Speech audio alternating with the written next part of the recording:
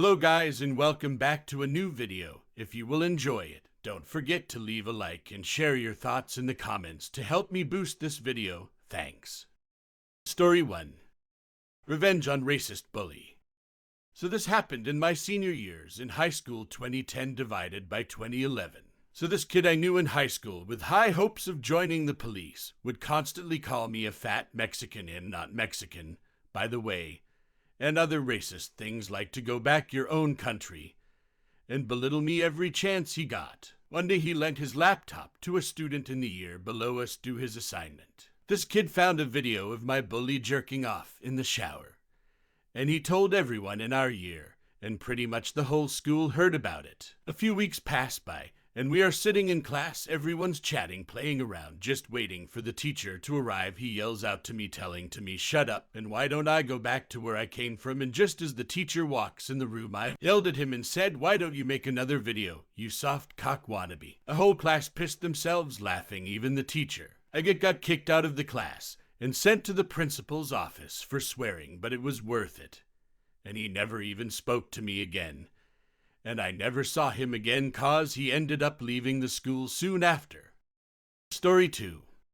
He expected an inheritance from my late husband. My husband passed away 2 years ago. He was a remodeler who had a broad list of clients. For a time, to help out the adult daughter, let's call her Kay, of my good friend of 42 years, he would hire her as a helper on some of his larger remodeling projects. During that time, Kay would occasionally borrow things for her own projects: a portable CD player, a pair of channel locks, a winch and come-along, a table saw, chainsaw, a Graco cart paint sprayer, and an air compressor and nail gun. They were all borrowed clean, in working order, in good condition, with all relevant parts included. Every single one of them was returned with great delays, all broken, and missing significant parts, and a crap ton of excuses. Over 2 years, Kay managed to cost him nearly $5K in losses. Finally, he also quit hiring her as a helper because he caught her stealing from one of his clients and forced her to put the item she took right back, and then kicked her off the job immediately. Last September, I was visiting and Kay was there. And then Kay hit me up what she called her promised inheritance, which was the first I ever heard about it. Given that my hubby and I spent the 8 years of his terminal illness talking about what he wanted after his death. Given that he gifted things of his that he wanted friends to have before he died, I knew damn well he didn't intend for Kay to have anything. My husband left no will, and knew that my hubby had quit lending her tools. After getting the cart paint sprayer back, it was a $1,200 purchase, and was less than 4 months old when it was borrowed, and returned broken in ways the warranty would not cover. I also knew Kay's attempted theft had caused him to refuse to having her work on anything with him for any reason.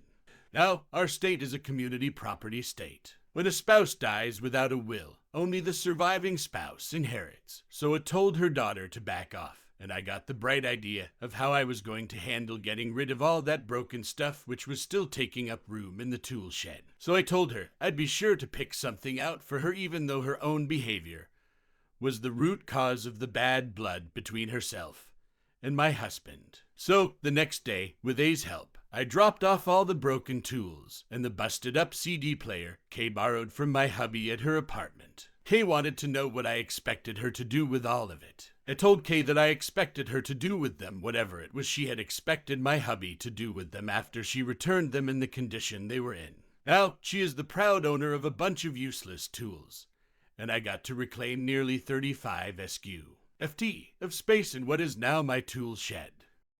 Story 3. A bully and a nightmare to deal with, and you wanna apply to my.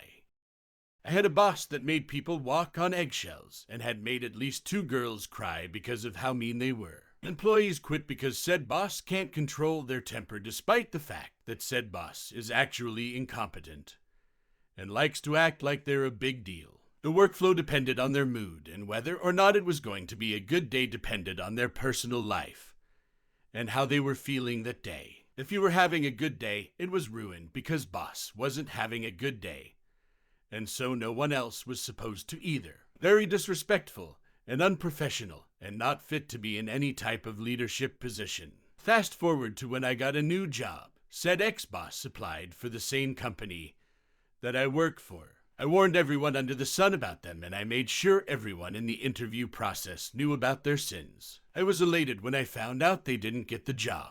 Turns out because I gave the warning about the ex-boss' defective personality, they focused on those traits and asked questions relating to them to see how ex-boss reacted. Ex-boss evaded answers and appeared to be disingenuous, so management identified the red flags and went with my testimony. The best part about this was that ex-boss was gloating about having this interview in the bag, ex-coworkers told me, and they were so proud. After the rejection, they were so defeated. They finally got a reality check that they aren't as grand as they think and the world doesn't revolve around them.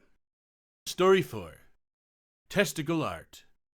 I had a son with a girl, and our relationship fell apart within the first year of his birth. I was a very good dad and would do anything for my son. The problem came from my ex, who wanted to control every aspect of our son's life, but no longer wanted to be in a relationship. I was fine about the relationship, but not okay about her trying to control me in everything I do. Things got heated when I realized she was lying to me and taking 12-hour shifts at work every single day, but then sending our son to her mom and dad's. I am all for my son seeing his grandparents, but if you are going to be working, and I'm off, I want my son to be with me. Soon I realized her parents were part of the lie too. I would be asked to drop him off to her parents as she would be there, but when I showed up, her mom answers the door.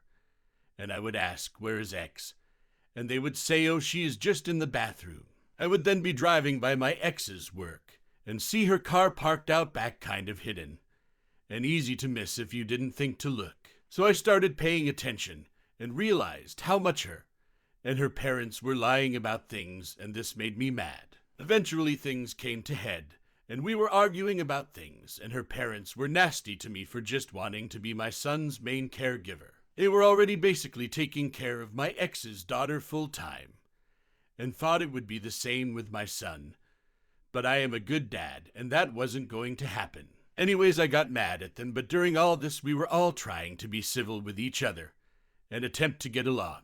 I was still making gifts for my son's mom at Christmas. I did a framed picture with his feet and hands and was genuinely trying to be a bigger man than them. I forget what exactly they did, but her parents pissed me off right before Christmas, which led to my petty revenge. I decided I was going to give my son's grandparents a gift from him, one they would hopefully keep forever. I went to the dollar store and bought one of those cheap canvases and some paints. I then took it to my room and used my balls to drag paints across the canvas, something a 1-year-old would do. I then took some dollar store sticker lettering and put his name on the bottom and the year so it looked like he painted it, but also looked very sharp. I then gifted it to them for Christmas and told them my son did it for them. Merry Christmas. Well, they were so happy to get a picture by him and hung it on the wall of their brand new home. I think one day, years from now, I will reveal the secret, but for now, I enjoy my nuts on the wall, lol. Story 5. Petty Revenge at Scrabble. As advertised, this story takes place on a Scrabble board, so there's probably not a lot to entertain the focus group, but if you're a word geek, you may enjoy. I play Scrabble with a couple of friends, and lately a fourth has joined our ranks. He is a friend of a friend, and socially, he's not particularly friendly to me, but whatever. I don't really bear him any ill will, but for the sake of the story, I'll call him Gruntface. I never did as well at the game while Gruntface was playing, but these things ebb and flow. After a time, I noticed that when we adjourned to the kitchen table for Scrabble, he would make a point of sitting on my right, and he would play a very defensive board-locking style, and I realized he was sitting there to deliberately try to close things down and mess me up. He was also one of those who would express great skepticism at every unusual or uncertain word, but never challenge, hoping to spur someone else to take the risk of challenging. Because if you challenge, and the word is legit, the challenger misses a turn. To the night in question, I have the tiles on my tray to play refunded, using an open letter on the board, and I wait rather breathlessly to see if it will make it around to me without Gruntface wrecking it. When he plays, he doesn't quite lock it up completely, but refunded is no longer in play. I have an alternative, and a plan for petty revenge begins to take shape. As Durf with an E or a U, I say to nobody in particular. I'm pretty sure it's an E. I take some tiles from my tray and start to place them. What the fuck is DERF? Says Gruntface. I stopped placing my tiles to explain. It's the way they mark animals with a pouch of chalk. Biologists use it to count populations of animals so they don't count them twice. I slowly continue placing tiles. No way, says Gruntface. Oh, here, I can use this E. I say, cool. I can play DERFED. I take another tile from my tray. Gruntface scoffs. Oh, hey, awesome. I say, I've got the un. Underfed is a word, right? If half the animals have been derfed, it follows that the other half would be. I put the last 2 tiles down. Gruntface says, no fucking way, and looks around the table. My friends say nothing. A challenge, says Gruntface, and picks up the dictionary. As he leafs through the book, I say, I'm pretty sure it's in there. He gets to the listing and sits there for a few seconds, then mutters, oh, for fuck's sake, and tosses the book. The listing reads underfed, insufficiently fed or nourished. I collect my 50-point bonus, and with grated teeth, Gruntface misses his next turn and watches me sail on to victory. Story 6. Treat your employee like crap. Okay, I'll hire her. My bookkeeper reminded me of this now that she's retiring. I'd forgot how she came to work for us. She's been our mother hen, an office fixture so long I forgot. Close to 25 years ago, I was estimating and quoting a metalworking job, factory expansion job, about 100 miles from my home shop. The owner was berating a fairly young bookkeeper about how a computer glitch was her fault and using completely inappropriate language. When we went to the job site, he explained how she only had a local college degree in bookkeeping and business, and if he didn't keep her on the back foot, she would want a raise and benefits, and mentioned she had to keep the job because she was a single mother. We cut steel, installed it, so I saw this girl cry, work through lunch, be the last one to leave her department, etc. I talked it over with my then girlfriend, now wife, about poaching this trained girl since we desperately needed a resident bookkeeper, comptroller, like needed one 5 years ago. That if I did it would burn bridges with a customer. Don't think I did anything that wasn't goal-oriented for me, my business. We had serious issues with taxes, compliance at the time. My girlfriend went to the job site with me, sit with this girl young lady, and slipped her a business card not knowing if she would want to move from a city to the country, etc. She had worked there 5 years, got no raises or benefits in 5 years, desperately wanted another job, but knew the boss, owner, would kill her job reference since she saw him do it before. My wife rented her a little place for cheap. She started with us and untangled the last 3 years of mess in about 3 months. For the first time ever, the monthly reports were on time, and the tax paperwork was done on time. Even managed to talk the IRS, state revenue, out of most of the fines, penalties. She quickly became my girl Friday since she killed problems in minutes that had plagued me for years. Actual education and experience, along with being sharp as a tack. She met her husband here, had her wedding lakeside here. They built a house here, had 2 more kids here, and spent 25 years working here, high grand poobah of the office. She and my wife had become great friends since they both lived city lives at one point, and we are all country folks, although I kept a professional distance. So I was quite surprised when she broke down in tears at her retirement get-together saying she owed her entire life to us. Well, no she doesn't. I was more than willing to throw money at the paperwork monsters to get the tax, compliance people off my ass. She saved the company. Model employee, wonderful wife, great mom, and all-around good person. She doesn't owe us anything. She earned everything. She worked hard to get it. It's my good fortune to have been in the right place at the right time, and the right time in her life. I'm sure with her intelligence, willingness to work and learn, she would have done well once she got away from that hole. The revenge. I knew the customer I poached her from got into all kinds of tax, employee pay, and state, federal regulation problems about 6 months after she left. That I just found out when working with the state, federal tax people. She leaked about his shady dealings. When we dealt with labor relations people, she leaked about his shady dealings, and so on. She knew exactly where to point the investigators, and they didn't disappoint. I've seen her use the innocent. My last employer did this way or my boss is going to be very angry I messed this up when talking the people out of fines or penalties from back when she didn't even work here. So thinking about it, I know how she worked it into conversation without actually snitching. And they ran off, foaming at the mouth, and left us alone. Sly girl, that our sly girl. He lost the company inside of 18 months of her being here. It's still there, and producing, just under entirely new owners and management. Don't screw with the people cooking your books. She, by the way, got us through every audit from everybody, agency. Even a super audit from the IRS about 7 years ago.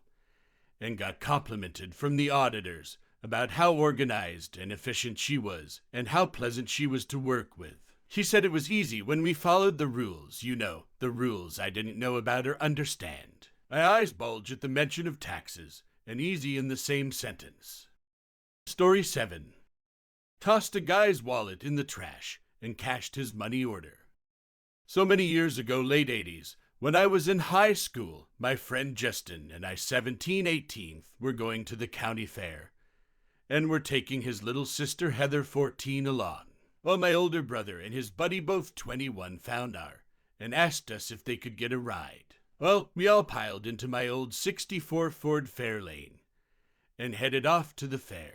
As Heather was already in the car, she sat in the back seat by the window, my brother in the middle, and his friend Chester by the other back window. This was my first time meeting Chester, but he seemed to be a jerk, like my brother. They went off and did their own thing at the fair, and me and friend and his little sis had a great time.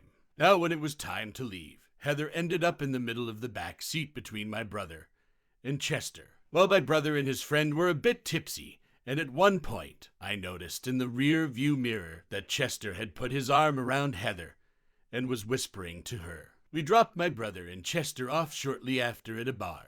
I didn't confront him at the time, as Chester was quite a bit bigger than me and my brother was quite mean and picked on me a lot.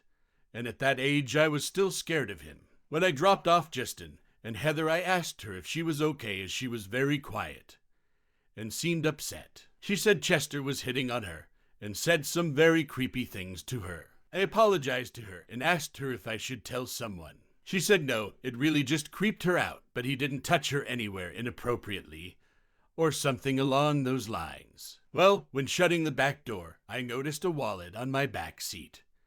And wouldn't you know it, it was Chester's. So I look inside, and there's about 15 in cash, and an unsigned money order for $600. An hour later, my brother and his friend came and frantically searched my car. And when asked, I said no, I didn't see any wallet. Well, a few days later, my friend and I took that money order and were able to cash it. Chester apparently tried to go to the place he got the money order to get it replaced, but as he had paid cash, but didn't have the receipt it was also in the wallet, they told him he was out of luck. Not many computers back then, so he was just out of luck. At WS for his rent. In the end, we split it with Heather and everyone was happy, except for Chester. Story 8. You gate-crashed my friend's wedding. I gate-crashed your pictures. This happened at my friend's wedding a couple of years ago. The wedding was your typical big fat Indian wedding spread over a week, and it was taking place in a small town with a lot of ancient temples and buildings. The wedding was being held in one of the largest hotels in town. There were a bunch of foreign tourists in the same hotel as us, and they were pretty taken with all the wedding decorations and clothes. They were polite and respectful. They'd ask us questions in passing and take permission before clicking any pictures. Now, on the morning of the wedding, another foreign couple 50 to 60 seconds checked in. They spent the afternoon taking pictures of each other with all the wedding decorations. They walked into the wedding area while it was being decorated and even stepped onto the wedding platform before being asked to leave by the wedding planner. In the evening, they took it even further. A man t-shirt and shorts and woman's sleeveless top and shorts followed the groom's wedding procession closely. They had their camera out and were taking pictures and videos of everything. It came in the way enough times that the wedding photographer planners had to ask them to step aside regularly. The bride and groom's parents were a little traditional and didn't believe in turning guests away. Either did they want any drama, gossip, so we were told not to kick them out. Instead, we roped in all the kids, and someone or the other always walked into every one of their pictures with a rude gesture or a funny face. It became a fun little game for the kids, and towards the end they weren't being very subtle. Sometimes I laugh when I imagine them back home, showing their friends pictures of an authentic Indian wedding they attended, and it's full of adults and children giving them the finger.